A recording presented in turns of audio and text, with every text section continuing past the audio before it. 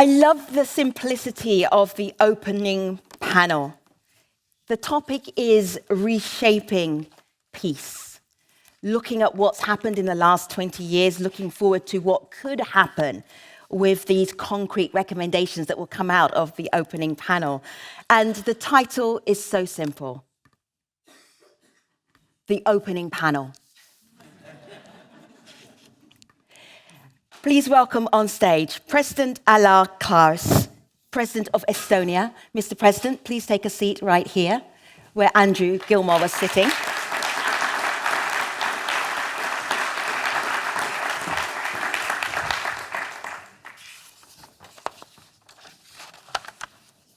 Miriam Coronel Ferreira is the co-founder of the Southeast Asian Women Peace Mediators.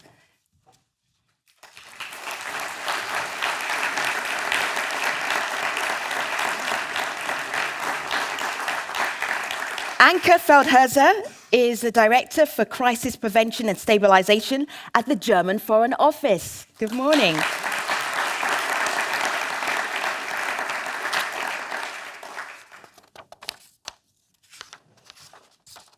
And Christopher Husgen is Chairman of the Munich Security Conference.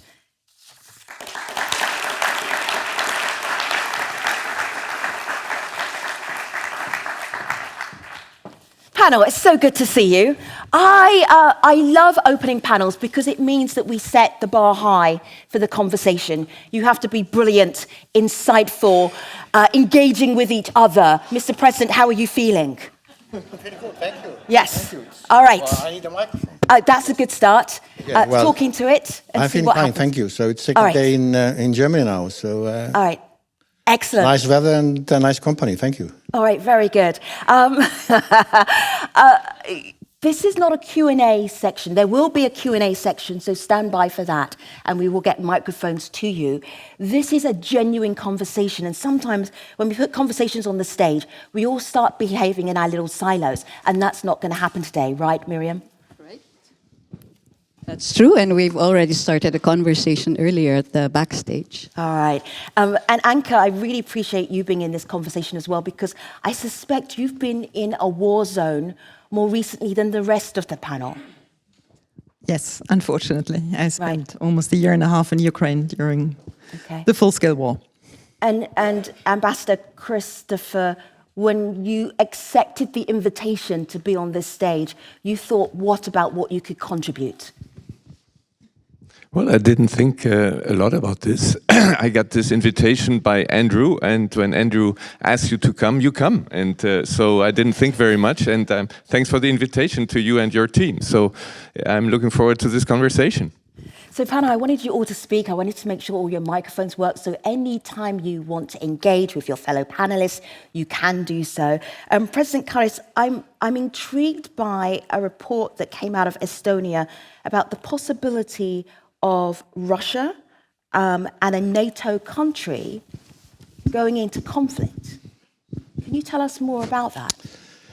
Yeah, well, maybe it's not the only paper. It discusses the situation concerning Ukraine and NATO.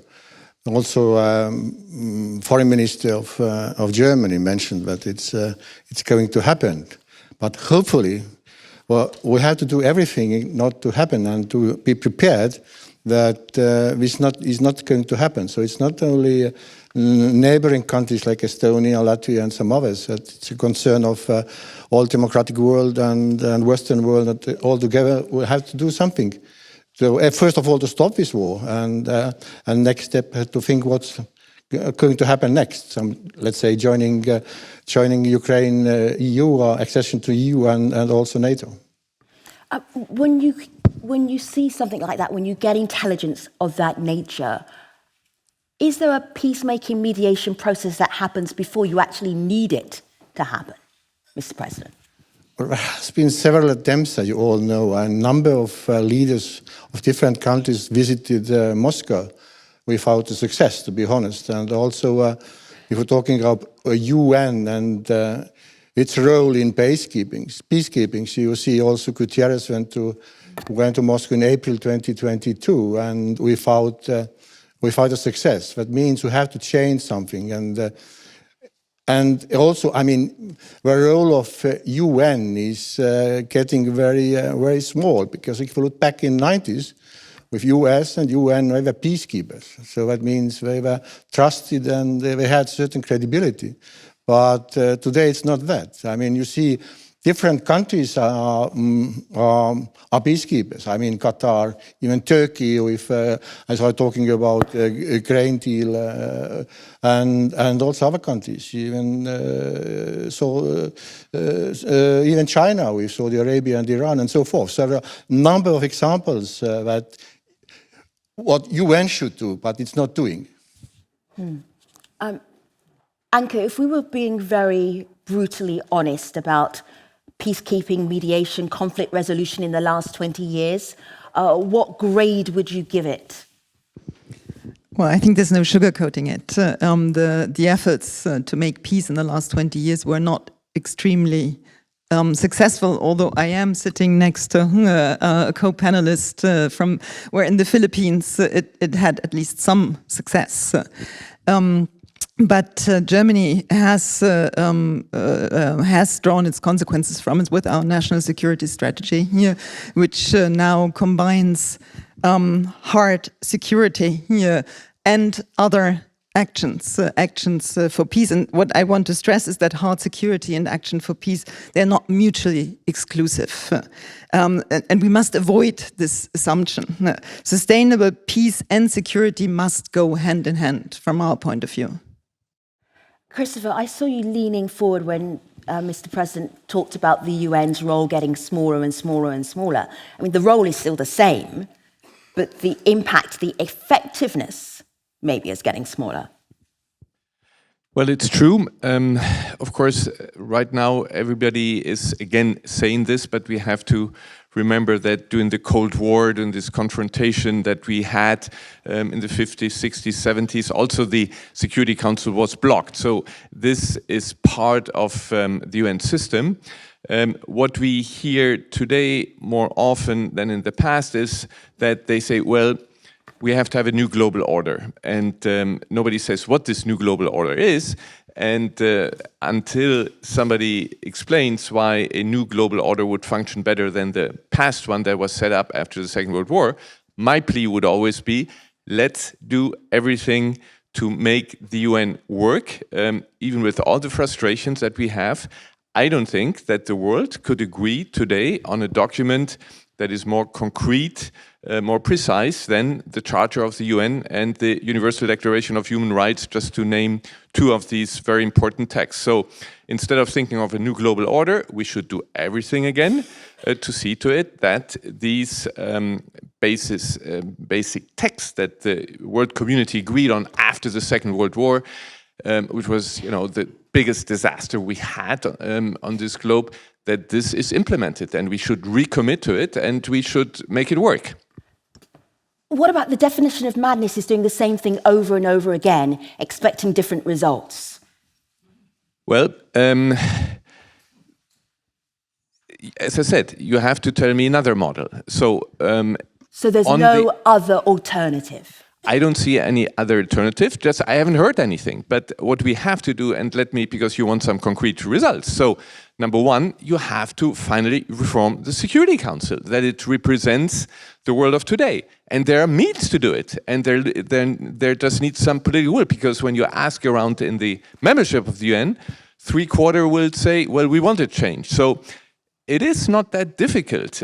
People say, well, how can you say that? But it's not that difficult. You just have to put political energy into it. You have to get together. You have to also maybe depart from some former positions, but you can make it work. We have seen after Russia invaded Ukraine, Security Council was blocked. There was an initiative of a tiny country, very tiny country, Liechtenstein, that made a proposal to say whenever there's a Security Council member that puts a veto, you have to go to the General Assembly. Now, you said something very negative about the General Assembly. I think that was a very good move, because afterwards there was a very clear vote by the General Assembly, 141 countries condemning Russia, only 5 countries were and this was a message that was very strong. I wonder how the president saw that, but I think that was a strong message that came out. So something can be done. Well, I agree. I mean, all what you have said, but at the same time, we all know that I just read it. UN Charter stipulates Chapter 5 under Paragraph 3 of Article 27 that a party to a dispute shall abstain from voting in the Security Council. But this doesn't happen. I mean, it's written down. I mean, just to recall, when before the Second World War, Russia attacked Finland. I mean, the League of Nations, Russia was kicked out. But now nothing is really happening. So nobody, Mr. President, nobody knows this paragraph. If you ask around here, well, there are some experts. I just read it. They do now. No, number of people know now. So, now we know it. Why is there not an initiative by a number of countries that go to the General Assembly and make a vote, a resolution on this to say everybody, well, Russia should abstain in these signatures. So you put this again on the agenda. This is what I did in General Assembly last year. So I'm going to repeat this year. So. You have to get a few friends who do the same thing. Exactly. But I totally agree with you. Friends, so thank you. Yeah. Thank you for taking us to the UN General Assembly and getting a little taste of what those conversations are like. Miriam, you successfully worked with the Philippine government panel. You negotiated and signed the comprehensive agreement on the Bangsamoro with the Moro Islamic Liberation Front, and that was in 2014. Do you even remember that? Well, we just marked the 10 years of the agreement just a few weeks ago. So we're still in the thick of implementation, and it's something that has been sustained, very slow implementation, but it's still there, and that's really good news still. And I think other places in the world, including, of course, within the region where we still, Southeast Asian region, where we still have similar right to self-determination conflicts, some of what we've done or we've experienced, or some of the problems that we had to resolve in terms of approaches, compromises, and so on, even process design, are still quite useful, very useful to some of these places right now. I'm talking about, for example, in southern Thailand, where a process has been restarted with a new government in Thailand. And probably, of course, in the case of Myanmar, where you have a full-blown civil war happening in different segments, different states, and really changing the dynamics altogether in how we see the future moving forward. And that future doesn't necessarily mean being resolved, say, by appointing a UN envoy, which is, of course, not a bad idea because it puts the issue right up there in the, in the radar screen of the rest of the world, which is not very much the case as of now, having all of these other major wars in other parts of the world. But in any case, there are real developments that can inform how do you actually put a country that's at war into a situation where it's better off than where it was, and not necessarily through a national level peace process when the situation doesn't really, point in that direction. There has to be other ways, other processes that can resolve the issue. In the past decade, have your strategies, your peacemaking tools, mediation tools, have they changed? Have they advanced? Miriam's looking around. But yes, I think when you asked earlier the question, are we doing the same thing, expecting the same results? I think there's a tendency really to do that. Like going back to the example of Myanmar, what have they tried to do? They've tried to call for elections. They've tried to resuscitate already what is basically a moribund mechanism, which is like the national ceasefire groupings of 16 armed groups, because there are so many state-level armed groups operating here. But it's like an old approach to the very new dynamic situation that has evolved after the coup d'etat or the military junta took over about 3 years ago. And in that sense, that trying to go that way, trying to deliver humanitarian assistance in the same way, without not being cognizant of the actual dynamics going on, is certainly not going to solve the problem. I'm thinking about operating in a conflict situation, Anka, which is what you were doing. You were in Kiev during a conflict. How does that inform what is possible for mediation, conflict resolution, when you're actually in the middle of one? Well, this wasn't a conflict, it was a war, really a war. So our energy was indeed sometimes taken away by spending hours and hours in an air shelter, which is, I think, something that few people know what it does to you. But so I think when you're in the middle of it, you cannot think about how to move towards a sustainable end situation of this. We try to inform the government, yes, but I don't think you can expect from somebody in the middle of a conflict to do that. I think this is why we have experts, why we have foreign ministries. They look from further away and then they can see where a war is going, where a conflict is going. And let me perhaps take up what Miriam just said on implementation. I think it is very important that when you've had when you were lucky and you reached a peace agreement, you need to then really you need to look at it all the time and make sure that you don't forget about it and that not somebody else takes over. Let's have a look at Africa. Terrorist threat in Africa was quite successfully fought against, but as soon as we think, okay, this is less of a problem, and we put less resources in it, terrorists come back, and not only terrorists, other actors like Russian mercenaries in Mali.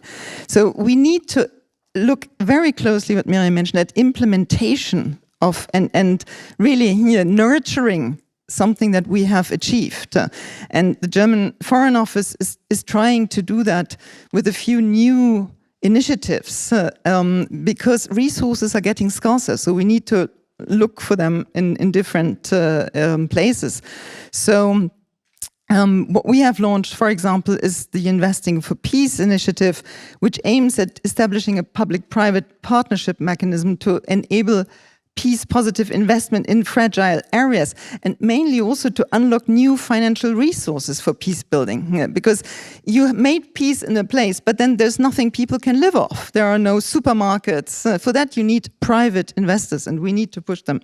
Other parts that we might come on later is climate change, the influence of climate change, or just to mention it here, our feminist foreign policy. We cannot have sustainable peace without taking into account the needs and also the good actions half of the population can do, mainly women.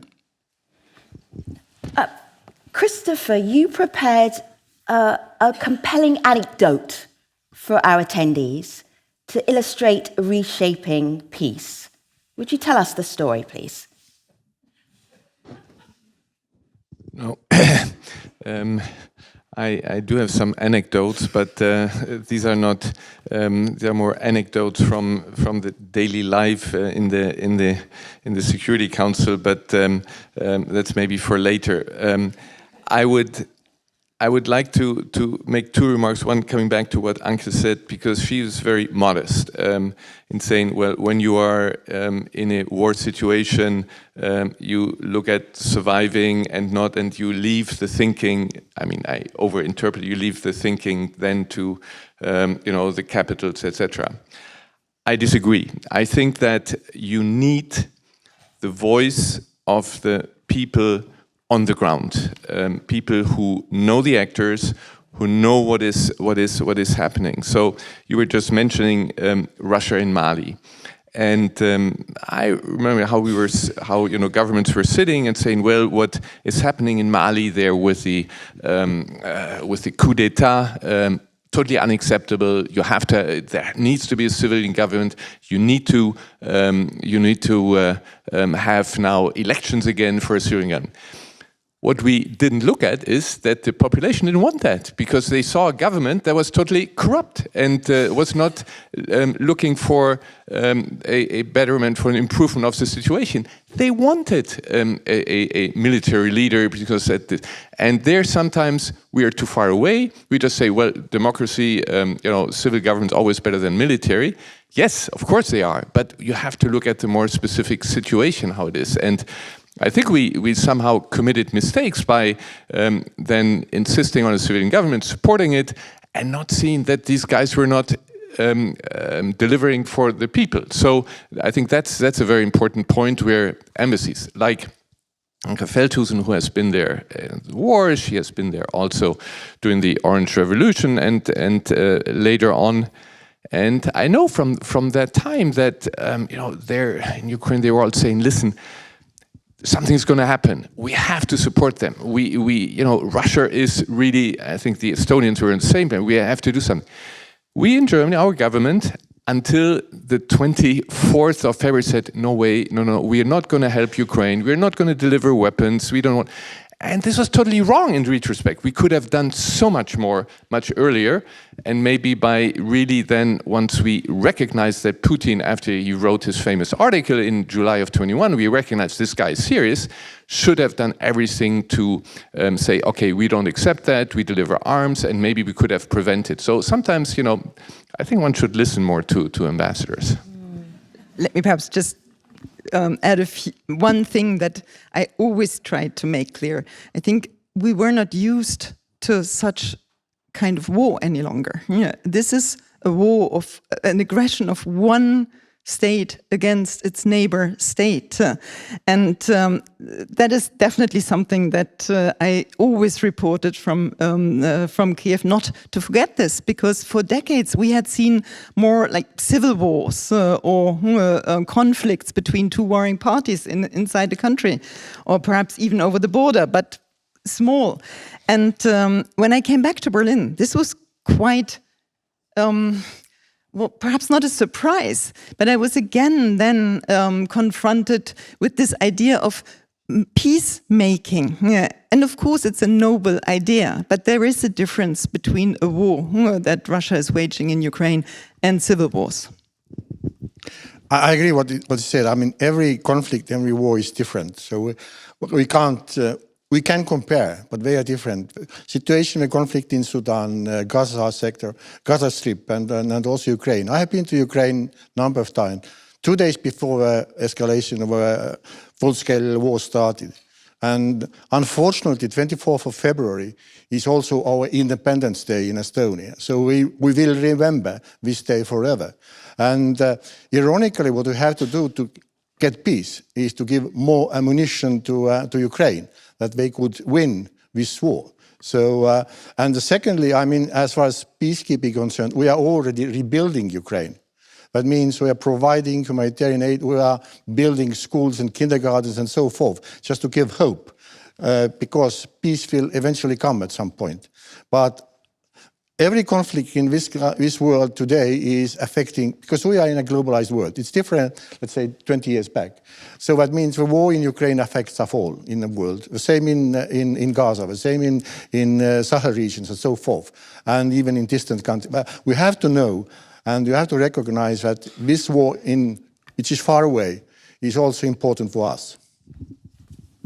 Well, now that we've mentioned the two wars of occupation in Gaza as well as in Ukraine, let's talk about this big elephant in the room, which is precisely the inconsistency that we're seeing, how the geopolitics between the two cases are certainly very, are quite the opposite, polarized in a way. And that's precisely creating a situation where there's less distrust as to who the real agents of peace are among the different states and multilateral actors, and also basically trust in the whole global order governed by international law. So I think that's really the biggest issue that we're confronting now. And the second, of course, and is very much related to what's going on, is this kind of real remilitarization of everything. Countries gearing up for war, for their own self-defense, on the concept of right to self-defense, and we've seen how it's been used, the concept of right to self-defense in different cases against each other, in fact, and that's a big problem now. How can we recreate or build that kind of trust? If you go to the region, for example, in Southeast Asia or anywhere else in the South, where in our region you have a significant Muslim population, there's a whole history of really love-hate relationship with the United States, with Australia, and so on. And all of that is really confounding the discourse, because you have not seen that kind of consistency in the application of international norms. I'm going to focus our conversations through the lens of, so now what do we do about that? How do we do our work better? Mediation, conflict resolution, preventing wars before they even happen.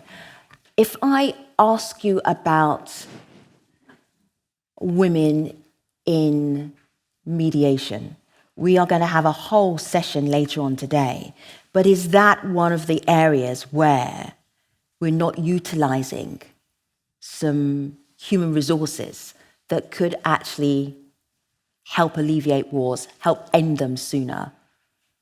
Miriam, I'll come to you second. Anka, I'll come to you first, because I've heard a lot about Germany's feminist foreign policy.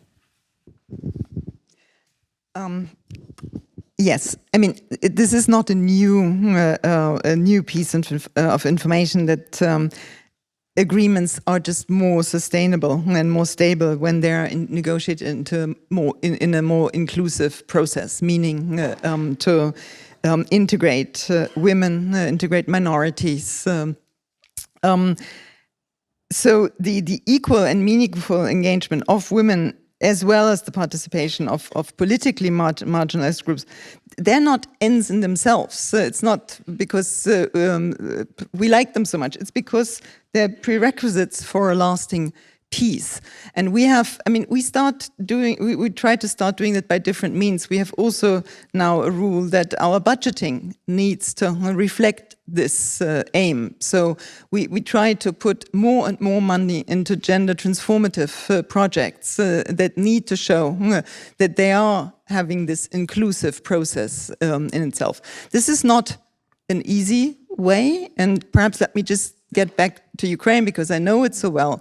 Ukraine has a lot of women now in the armed forces. Ukraine has more women in the government, and I would argue very smart women who are doing a fantastic job, mainly the Vice Prime Minister, who is working on EU integration. But when you look at the President's office, you see mainly men, which is perhaps it just happened that way. Yeah, but we pointed it, the G7, the Reform Support Group in Ukraine, were, funnily enough, 4 women, 4 men. It's 8 because the EU is in there too.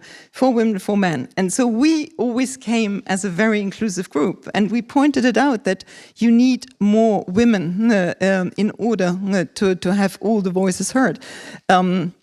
Let's see if that will have an effect in the end. President Karish, you're looking thoughtful. More women. Well, I agree. I mean, concerning Ukraine, I visited anti-corruption office also, and there are 700 plus young people who are fighting against corruption in Ukraine. And if I recall this visit, most of them were women actually, who was working in this office. And another message is all the heads of state should go also to this office. But it's important to see that they are really working against corruption in Ukraine. So this is important. We are talking about accession to EU and NATO and so forth.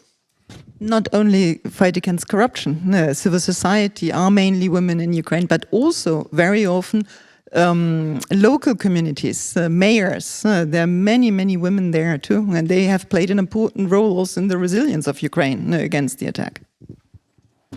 And well, yeah, so when we talk about feminist peace, for example, we know it's about participation, it's about protection.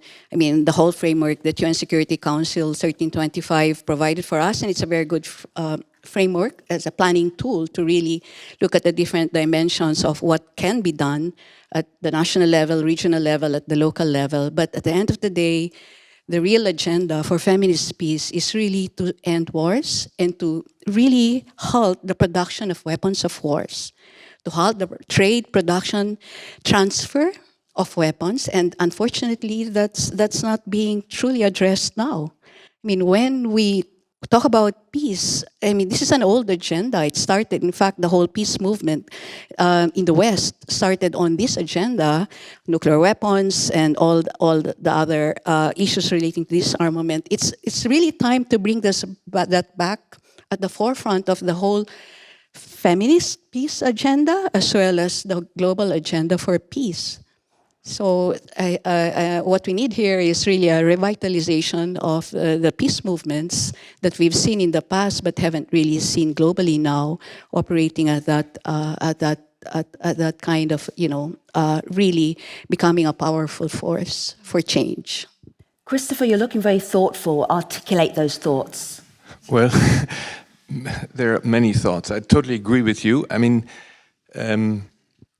we are now trying hard to get back to defense spending that goes back to the Cold War. Or ask your right neighbor, Estonia. I think the economic situation is not the most brightest in your country right now, but the country now spends, I don't know, 3, 4, 5% on defense. 3.2%, yeah. On defense. And I'm totally with you. I think that the money that we have to spend on defense right now, and we need to spend more money, would be much better to be spent on, transformation, on infrastructure, on education, everything. But there is somebody sitting in Moscow who thinks differently. And so we have to cope with this. And we unfortunately have to see that only out of a position of strength we can do what we all want to do. One point. Number two, so you are totally right, but if you now say, okay, and some propose this, well, let's just stop fighting and let's not give weapons anymore.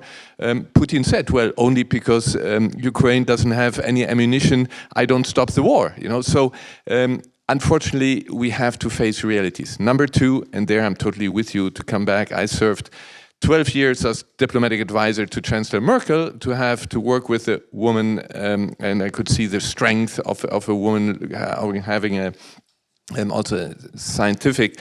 It's remarkable also the reputation that she earned worldwide, and we have to have more women in government. Unfortunately, to a certain degree, I don't know how you see things. Things are not really progressing in this way. We actually have some counter-revolution there in some areas. When you look at the role of women, we had elected women presidents in Africa. We don't have one right now. There's some hope that we may have some. When you look at some of the negotiations in the Middle East right now, I don't know when they meet in Qatar or Cairo, I don't know how many women are there.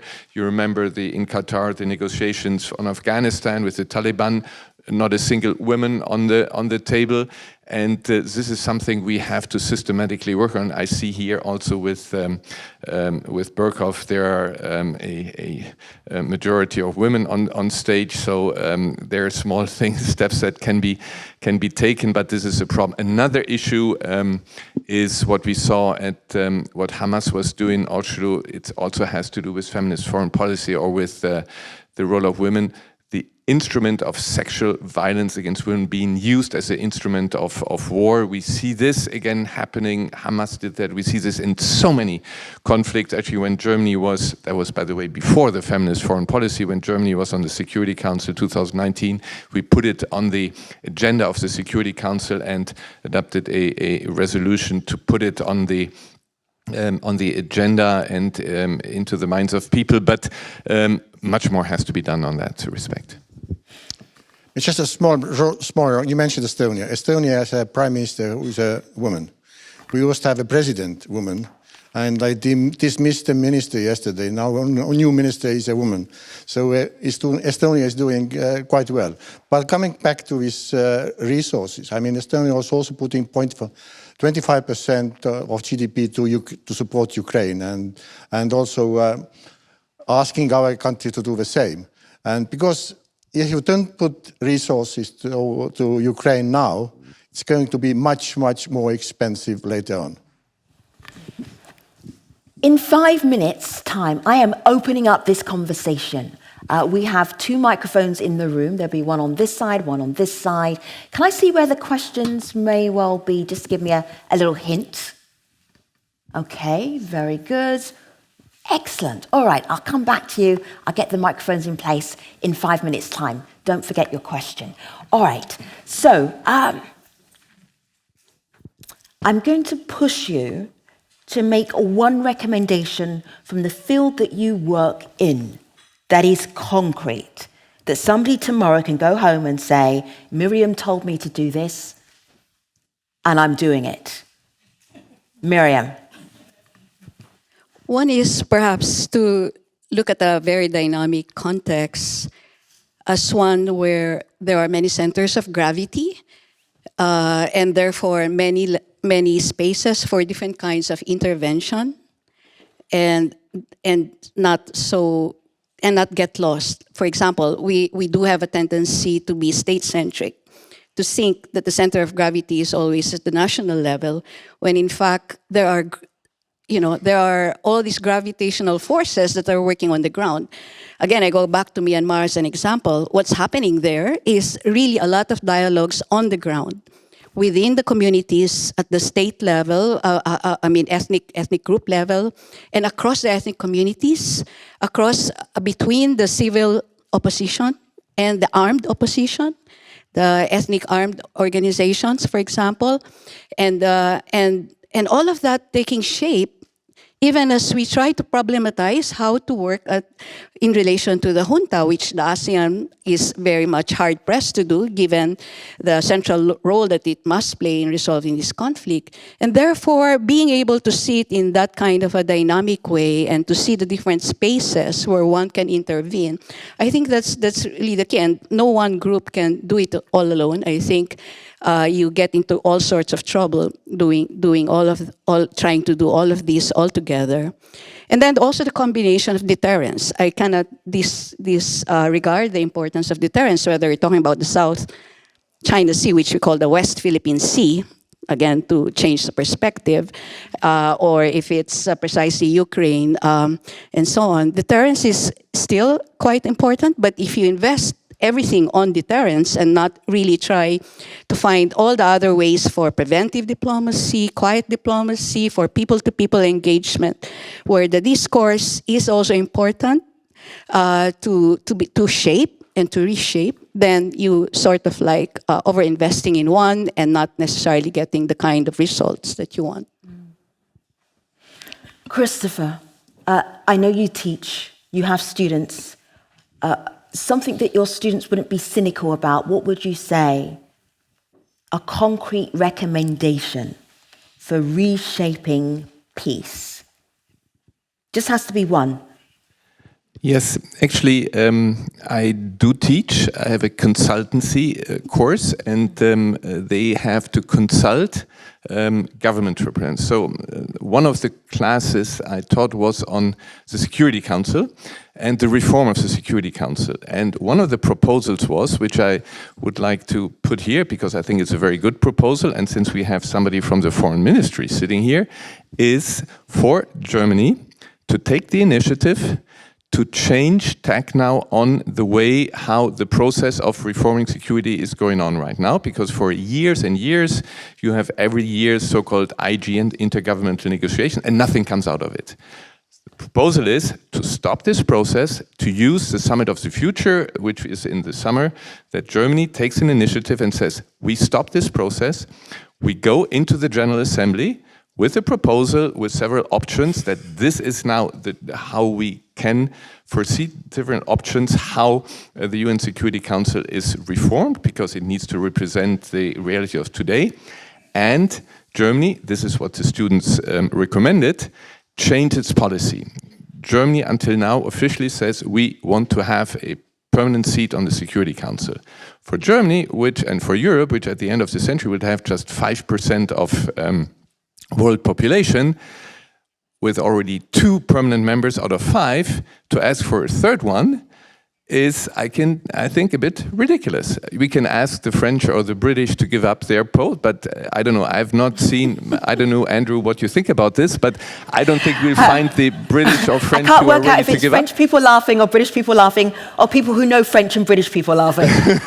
Probably all of the above. Exactly. So we should give up our quest for a permanent seat, and maybe other partners as well in the G4 group. Ooh. And go for maybe semi-permanent seat, come with a proposal at the end. You only need 2/3, and everybody wants a change. So this is something where the German government could actually go ahead. This is what my students proposed, and I pass this over to the representative of the Foreign Ministry. Thanks for the question.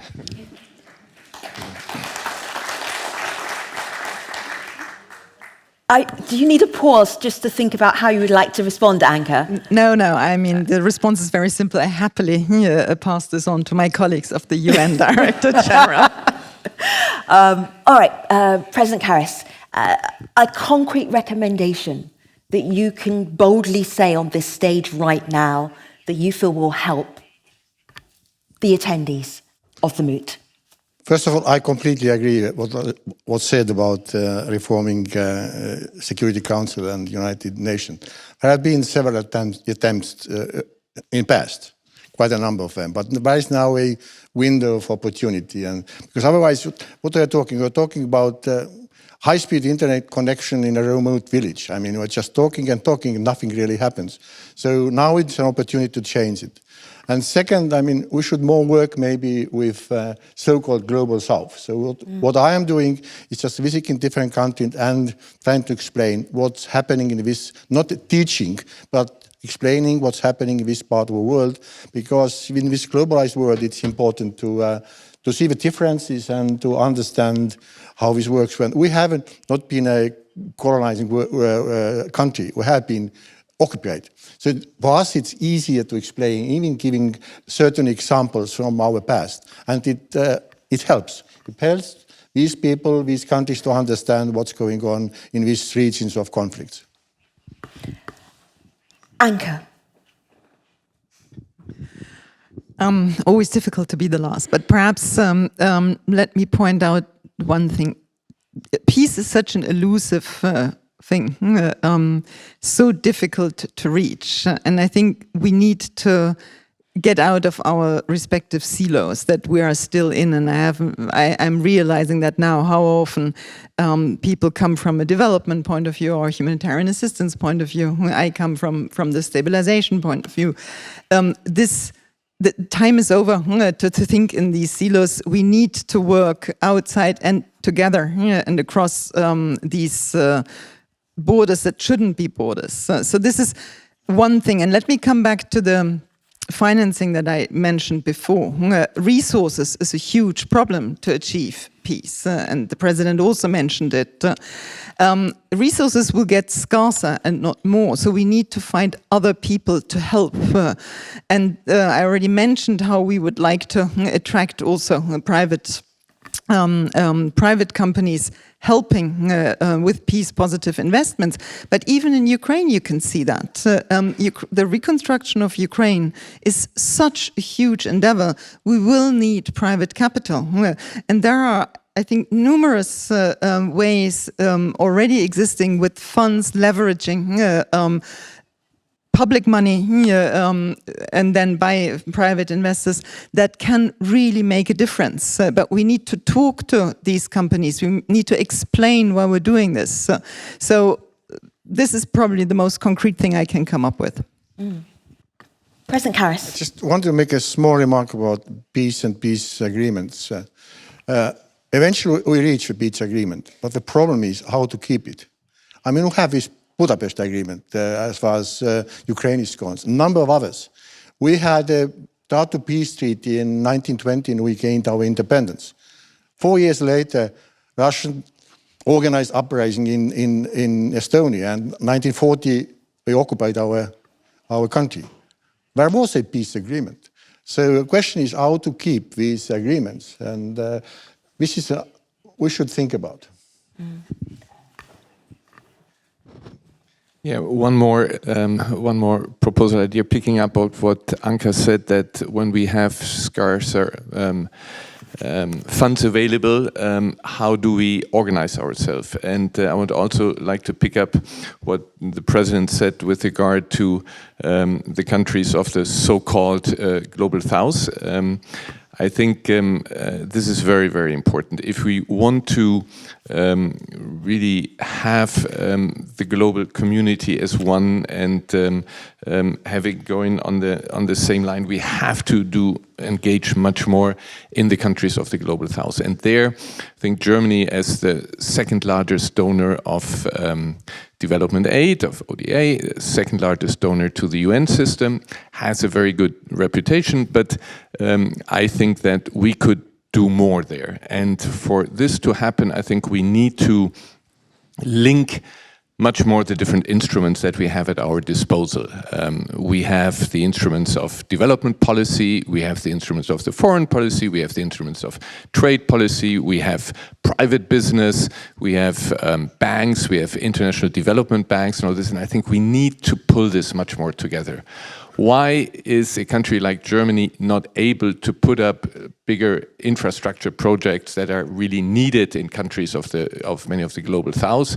Another big country can do that because we are not able to link these. And so I think we should work much more to see that there is a project identified by an international, the African or Inter-American Development Bank, say, well, this is a good project, may have some profit there, and then we get a private company that they need funds. You have a pension fund, then you need development policy to do the training of the people, and you put all this together, and you can match also and compete with others. But if you stick in your silos, if you have all the different actors not working together, and you have a German embassy, you have the German development policy has its own agency in another building, you have the German Chamber of Commerce in another one. No, this has to be put together. I think then we can make a difference and be attractive also, and tell the countries of the Global South that the President mentioned, yes, we have something to offer here. Yeah. I would like you to meet Marcus and Louise. Marcus? Great. Louise? All right, they're both in the aisle, and you both have microphones, correct? Please stand up if you have a question.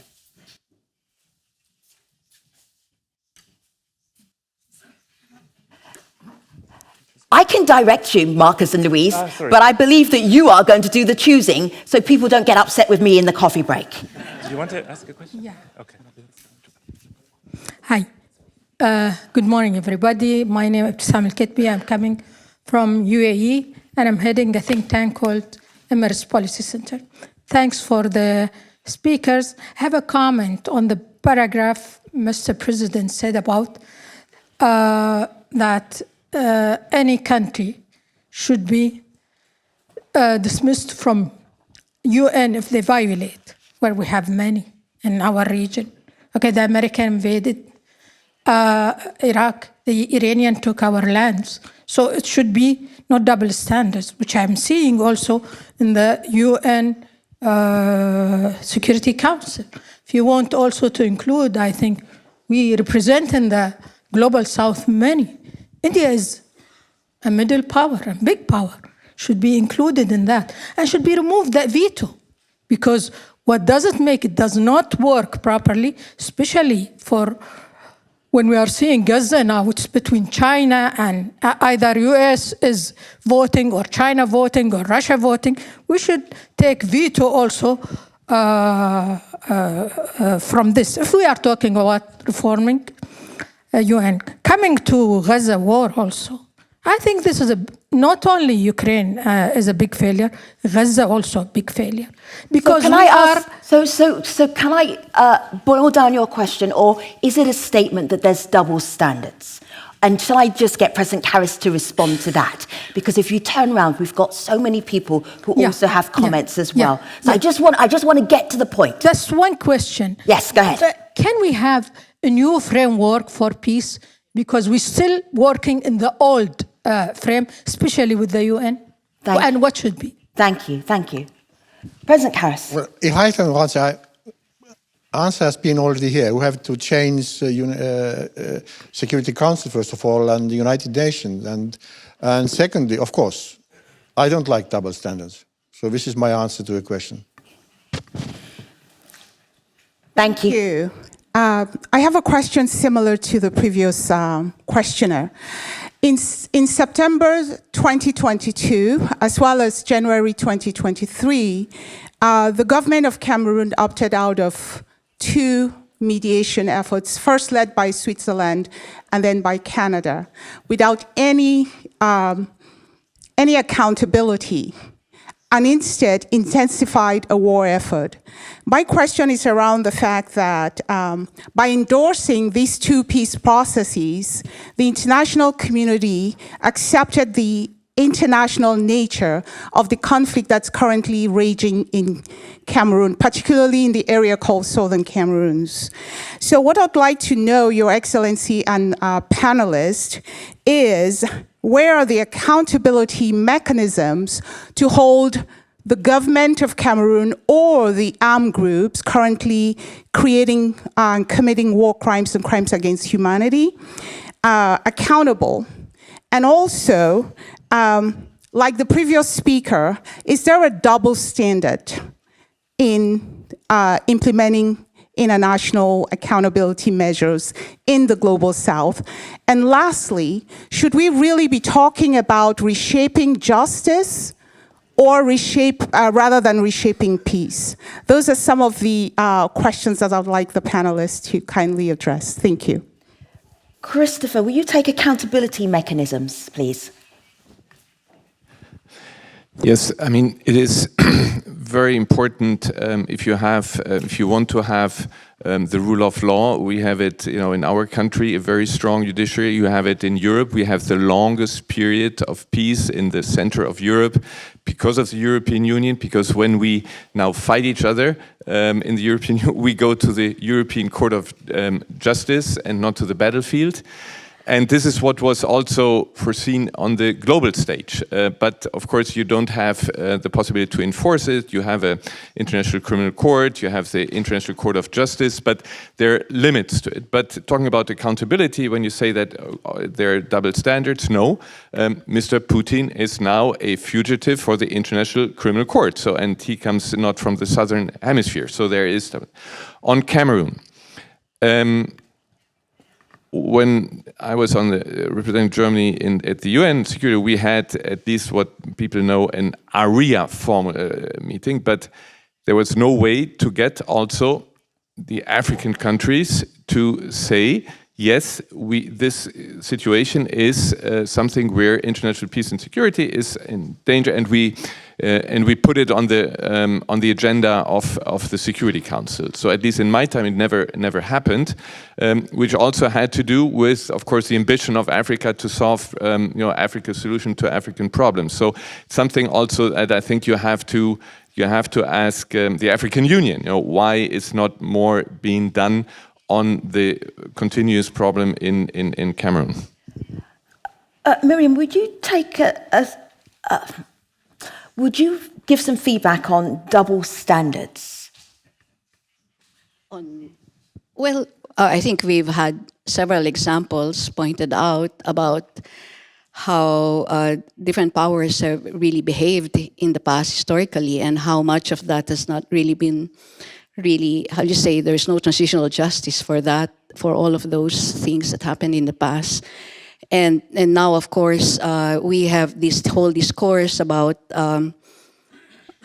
I guess what's the basic difference between the powers is that on the one hand, one is advocating these kinds of global agenda on the basis of certain norms, which is like democracy, human rights, and all that. And then when you see the discrepancy, you really get jarred about the discrepancy. But on the other hand, the other side doesn't have any false pretenses about democracy or human rights. I mean, the other parties are playing significant roles and therefore do not have to be defensive about their actions because they're not couching it anyway on those within that kind of framework. And that brings the onus to those who play the power game on the basis of democracy and human rights, which means that precisely they will have to act in protection of these norms that they advocate. And when they don't do that, it really sets back the whole process. Even on WPS, Women, Peace and Security, you have states who are very active on UN Security Resolution 1325, and suddenly on the question of Gaza, they're not there. They're on the opposite side. And that destroys the whole credibility of those who have been vocal advocates of these international norms. So there. On Cameroon, I think it's a very typical, right to self-determination context. And 2 failed processes or 2 failed initiatives is really just the beginning of a whole process. We need to persist. We need to find other avenues. We need to really find other actors. So in the meantime, if there are accountability measures that can be sought, but at the same time also different aspects of mediation that can continue to be facilitated, I'm sure there's no shortage of international actors who'd like to play a significant mediation role. Anke, would you add to your feedback? I'm really interested in the idea of reshaping justice being as important as reshaping peace. I think that's an interesting idea, but I would like to add to Christoph's comment on who is being indicted by the International Court of Justice, of Criminal Justice. Also, right now, South Africa is going against Israel in front of the International Court of Justice, and Nicaragua against Germany, both on the account of violating international humanitarian law. I think the fact that this can happen shows that the system of accountability and the international system of justice does somehow work. And Germany takes this procedures that Nicaragua started against us very seriously. We think that we can counter the allegations, but we take them seriously. And I think every party needs to take these allegations seriously. So I would argue that the global system is actually working quite well, but it is a very, very important piece, a part of the piece, the justice thing, and being perhaps more concrete, having or knowing that and thinking that this is very important, Germany really also tries to help partners like countries in Africa or like Ukraine to have the means to go to court, meaning to collect evidence, to have very well-educated prosecutors who can make a case of these violations. And this is something that we have all over the world, and think it is important to enable people in all countries to go to these international courts. Okay, I feel like we could do a whole panel on the International Court of Justice, and it would be a very feisty debate about who gets to see their day in court and who doesn't. But I will leave it there for now. I see you all standing up. Lewis and Marcus, I feel sorry for you. Good luck. But we're going to do this very briefly. Brief question, brief response. I won't ask all of you, just the person who feels they've got the most brilliant response, I will let you respond. Go ahead. My name is Mohammed Magdi. I'm an Egyptian journalist here based in Berlin. I just wanted to ask Mr. President about some observers regarding to this messy around the world that says the world is missing the leadership. Do you agree with that? And my question for Mr. It's going to be one question. Yeah. Okay, So which second- one do you like the best, the most? The first one? It's okay. Yeah, would you repeat it just one more time for me so I can hear it too? The question was about the leadership, I guess. Yeah, the leadership. Okay, is great. missing the- Thank you very much. Excellent question. Of course, we do need leaders, but and it's a very personal question. Also, Kissinger asked about Europe. When I call Europe, who do I call? So, who is the leader in Europe? It's a difficult question in different regions, but we need leaders, and this is my answer. I mean, I'm a leader of a small country, but that's not enough to be a leader probably in Europe or in the world. But our voice is important, so every leader has a voice. Thank you. Thank you. My name is Zikamai Bere. I'm a human rights activist from Zimbabwe. My question is for President Karis and Anka. We cannot reshape peace without disrupting the harmful power structures.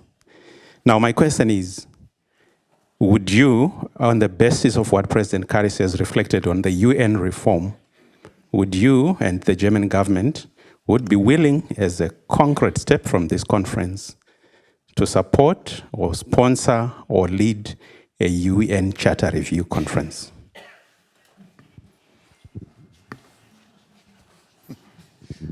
I think that is a question above my pay grade. Are you going to take it back to your colleagues at the office? I will most certainly. What do you think they might say? You know, when I entered the foreign ministry over 30 years ago, it was already a debate that we had as young diplomats. It is a difficult question, but I will certainly take all the suggestions that were made with me and see. I think we want a solution. I think we see that the Security Council is not working at all the way it is shaped like this. So let's see. Yeah, but at the same time, we don't have this kind of organization. We are not going to establish a new one next to United Nations. That means we have to work with this organization. There are almost 200 countries in this organization, starting with 53, as far as I remember. Things have changed, and now we have to reshape United Nations as well.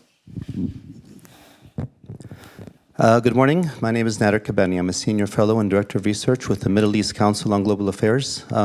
Thank you very much for the panel. I guess I want to come back to a question that was raised first by Dr. Maryam and then repeated by a couple of the questionnaires. And the issue of this difference in application of values and inconsistencies, and going back to Gaza and Ukraine. For many in the Global South, there has really been this reaction that they see these as quite similar. In fact, you know, what's happening in Gaza to the people of Gaza, in fact, what has happened historically to the Palestinians by Israel is quite similar, actually much worse than what Russia has been doing in Ukraine. And the way Putin has responded, I would say Netanyahu has done the same or even worse. And so we see this glaring inconsistency. And I guess when I hear the hair splitting about the differences, well, Israel has a right to defend itself, and then Russia says, well, they have a right to defend themselves, and you can bring in these arguments, but they're accepted by one party, not accepted by the other. And so I guess my question to you is, does Germany understand this inconsistency? Do they see that there's an inconsistency here? Because really, they're losing moral authority on this issue. And this affects their moral authority on other issues, like gender, like development assistance, like everything else. And it's not just about development assistance, it's moral authority that's being at risk here. And it has wide implications for the whole international human rights and development agenda. And I wonder if you see that. Thank you.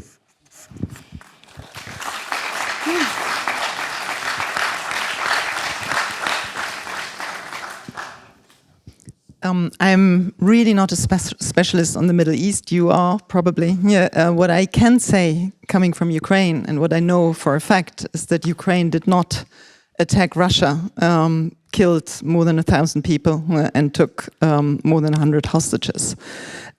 Ukraine was attacked by Russia without any reason. on all the other issues, moral authority. Yeah, I think you have seen from what the German government is doing and from what also, especially our minister is saying, we see the sufferance of the Palestinian people, especially in Gaza. And Germany, as Christoph pointed out, as mostly is the second biggest donor in trying to alleviate this suffering. And we talk a lot also with partners in the Arab region to show them what we are doing. I know that we're on difficult ground there, but we have been actively here with a lot of money tried to alleviate suffering. And we would like other partners to help us in that endeavor. If I may just add possibly one possible concrete action that can be undertaken precisely is on the question of arms embargo, or just like suspending arms transfer. And we did see that now that some countries have actually pulled out of supplying weapons to some of these aggressors on the part of, well, it's hard to put a name on it, but say, for example, in the case particularly of Israel, some countries have pulled back on their supply of weapons and arms. And I think that's a very concrete approach. And we see that also in the question of Myanmar. Mm-hmm. Singapore has acted on its arms suppliers to really pull back on the supply of weapons to the military junta. And that's something that can be done. It's a policy decision that will have to be made. Canada has pulled back with reference to Singapore. I don't think Germany has.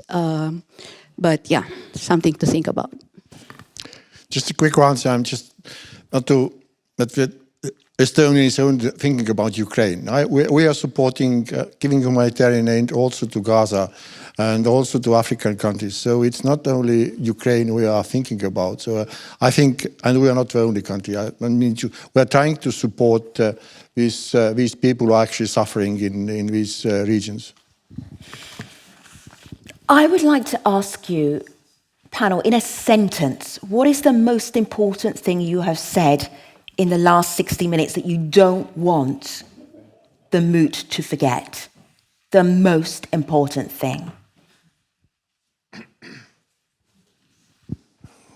I can start, but it's not not my sentence. I think we should think about deterrence.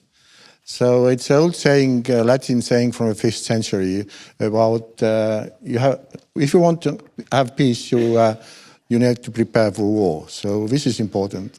I'm not going to translate it into Latin, so you probably understand. Very good. A very long sentence, but a worthy one. Miriam. Well, we've heard of the paraphrase to that, which is if you want to prepare for peace, if you want peace, you prepare for peace instead of preparing for war. And we do know that the other side of deterrence is the arms race. And that's precisely what brought in the Cold War, why it lasted so long and all that. And that's the kind of balancing that we need to do here. It's not let's not put all our eggs in the basket of deterrence. Precisely, that's a very important point that I would like to make on this issue. But the other thing is, don't lose hope. I think the message of hope is always important, whether it's Cameroon, Gaza, Israel, Ukraine. I think it's very important that we keep really pushing as far as we can go when it comes to really finding ways out of the conflict. Anka, the most important thing you said on stage. What I said in the beginning, sustainable peace and security go hand in hand. Christopher. I believe in the UN Charter, the rules-based international order, and therefore double standards are very dangerous, and we have to do everything to prevent that. And concrete things, we have to reform the Security Council. All right. People standing, the panel will think that you are giving them a standing ovation. I have not forgotten you. We are coming back to you in about 30 seconds. But for now, you can give a standing ovation to our panel. As I say, your opening panel, thank you.